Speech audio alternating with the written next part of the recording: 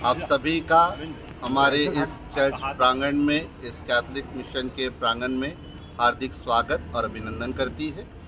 जैसा कि आप जानते हैं, कैथोलिक डायसिस झाबुआ के डायसिस बनने के 21 वर्ष पूर्ण हो रहे हैं और कल के दिन अर्थात 25 मार्च 2002 में इस झाबुआ स्थान को धर्मप्रांत डायसिस घोषित किया गया था और उसी के 21 वर्ष पूर्ण होने की कल दिवस पर यहाँ पर एक भव्य कार्यक्रम रखा गया है, जिसमें वेटिकन के भारत में स्थित राजदूत आर्च बिशप लियोपोल्डो जिरेली आ रहे हैं, वे मुख्य अतिथि हैं। भोपाल से आर्च बिशप दुरईराज आ रहे हैं, सेवानिवृत्त बिशप लियो आ रहे हैं और इंदौर धर्म प्रांत के बिशप टीजे चाको, जो यहाँ पर पहले बिशप रह चुके हैं, उसके बाद दूसरे बिशप देवप्रसाद गणावा जी थे, वे भी इस कार्यक्रम में आ रहे हैं। जो मैं आप लोगों को बताना चाहता हूँ इस धर्म प्रांत के बारे में, इस डायसिस के बारे में और इस चर्च के छोटे से इतिहास के बारे में। झाबुआ स्टेट में फादर चार्ल्स का आगमन सन 1883 में थानला में हुआ था। उन्होंने कैथोलिक मिशन की स्थापना 1903 में थांदला से झाबुआ आकर की थी। तत्पश्चात फादर बर्नार्ड के द्वारा 1909 से 1933 तक यहाँ पे कार्यवाहक के रूप में उनका कार्यकाल रहा, जिनके समय में उन्होंने इस मिशन को सुदृढ़ आधारशिला रखी। इस कैंपस के अंदर एक स्कूल की स्थापना की गई, एक हॉस्पिटल की स्थापना की गई और उसके द्वारा झाबुआ में अपनी शिक्षा और स्वास्थ्य के क्षेत्र में सेवाएं जारी की गई। उन्हीं के कार्यकाल में उन्होंने कैथोलिक चर्च, जो यहाँ पर इस चर्च से पहले जो चर्च था, उसका निर्माण 1926 में किया गया, जिसका उद्घाटन उस समय अजमेर के बिशप हेनरी कोमोंट के द्वारा किया गया था। पुराने चर्च भवन में कच्ची सामग्री का प्रयोग था, किंतु उसके बावजूद 100 वर्षों तक वह मजबूताई से खड़ा रहा। इसका भवन गौथिक कला से बनाया गया था, जिसके गुंबज, चुंबी, 65 फीट बेल टावर इसकी शान थी और चर्च में जो घंटा लगा था पूरे झाबुआ शहर में गूंजता था, जो इस चर्च की पहचान रही। चर्च भवन में लोगों की बैठने की क्षमता बहुत कम थी। चर्च भवन में 100 वर्ष तक धार्मिक अनुष्ठान होते रहे और 100 वर्षों तक संस्कारों में भाग लेना यहाँ के लोक धर्मियों के लिए एक सुहावनी यादें बन गया। सन 2002 में झाबुआ नए धर्म प्रांत, नए डायसिस के रूप में निर्माण किया गया। इसके साथ 3 कुशल बिशपों के नेतृत्व में बिशप टीजे चाको, बिशप देवप्रसाद गणावा एवं स्वर्गीय बिशप बसिल भूरिया की हार्दिक अभिलाषा थी कि यहाँ पर इस डायसिस में एक नवीन गिरजाघर का निर्माण किया जाए और लोगों की मांग पर संपूर्ण धर्म प्रांत की हार्दिक अभिलाषा रही कि इस नवीन गिरजाघर का निर्माण भव्य और उत्कृष्ट कलाकृति से बने। सर्व सुविधायुक्त मां गिरजाघर का निर्माण सामुदायिक प्रार्थना भवन के साथ प्रत्येक विश्वासी की पहचान एवं गौरव बने।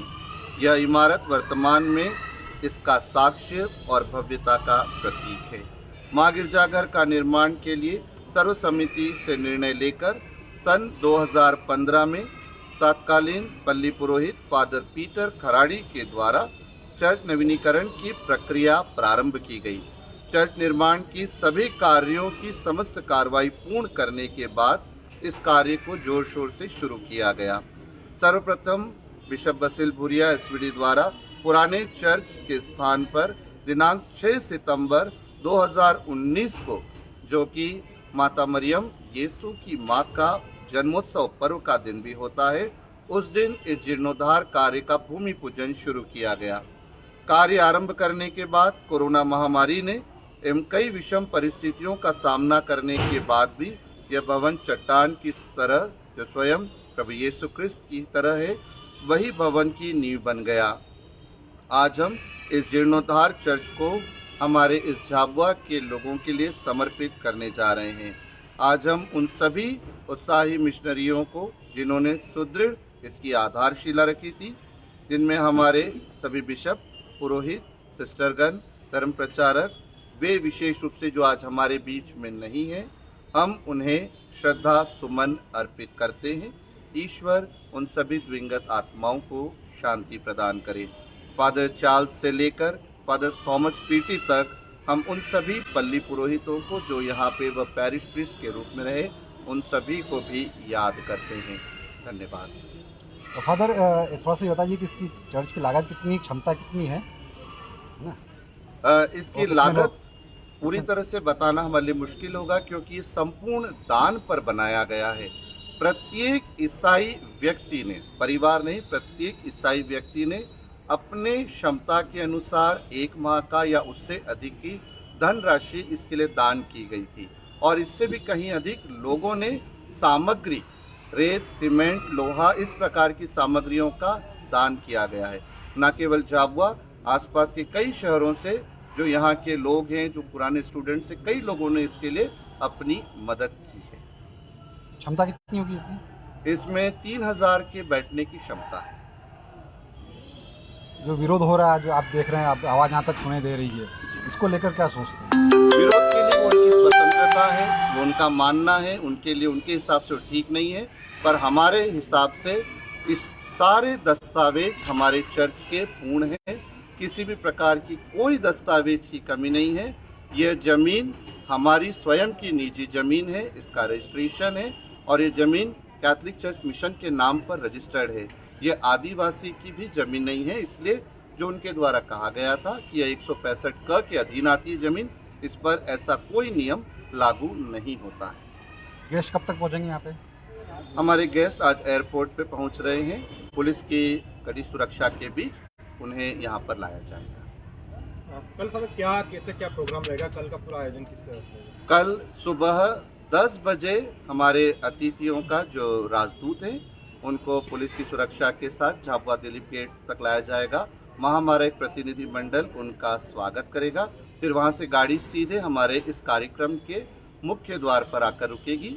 यहाँ पर उनका हमारी भारतीय संस्कृति एवं भीली संस्कृति के अनुसार ढोल मांदल के द्वारा एवं आदिवासी नृत्य के द्वारा उनका स्वागत किया जाएगा।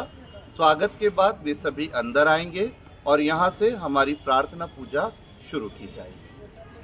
क्या व्यवस्था रहेगी? किस तरह से लोगों का आगमन होगा? क्या सिस्टम रहेगा? उसमें आपने कार्ड जारी किए हैं? जी हाँ, हमारे मुख्य अतिथि वेटिकन के भारत में स्थित राजदूत हैं। सुरक्षा व्यवस्था कड़ी की गई है, इसलिए संपूर्ण व्यवस्था के लिए सभी लोगों के लिए गेट पास हम लोगों ने उपलब्ध कराए हैं। बिना पास के कोई भी व्यक्ति, चाहे वे फादर्स हो, सिस्टर्स हो, लोक धर्मी हो, हमारे गेस्ट हो, बिना पास के कोई अंदर नहीं आ रहा है। इसलिए हम लोगों ने आप सभी लोगों के लिए भी गेट पास उपलब्ध कराए हैं। सभी उस सुरक्षा पद्धति को पार करके ही अंदर आएंगे। कितने लोगों के आने की अनुमान है? हम लोगों ने 5000 सभी लोगों कुल मिला के 5000 पास उपलब्ध कराए। ठीक है, थैंक यू।